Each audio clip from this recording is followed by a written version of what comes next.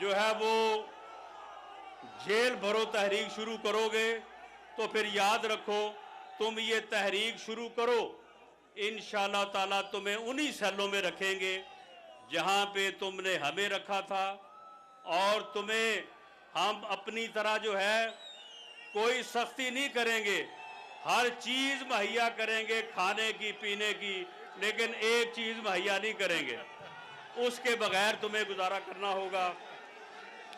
मेरे भाइयों, मेरे वर्कर साथियों, मेरी आपसे ये अपील है कि वो पैगाम, वो गुजारिशात जो मैंने आपसे की हैं, और वो पैगाम मियां नवाज शरीफ का जो मरियम नवाज शरीफ आप तक पहुंचाने आई है और वो आपको पहुंचाएंगी, आपने उसको घर घर लेके जाना है, लोगों को समझाना है। ये इलेक्शन चाहे 2 महीने बाद हो, चाहे 10 महीने बाद हो, हम उसके लिए तैयार हैं।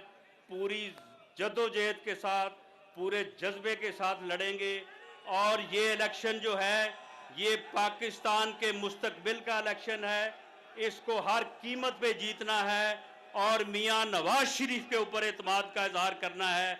मियां नवाज शरीफ ने इससे पहले भी इस मुल्क को बहरानों से निकाला है, आज भी मुल्क बहरान में है, अवाम जो है वो मुश्किल में है। मियां नवाज शरीफ इंशाअल्लाह ताला आवाम को भी और इस मुल्क को भी इस बहरान से निकालेगा। पाकिस्तान जिंदाबाद, मियां नवाज शरीफ जिंदाबाद।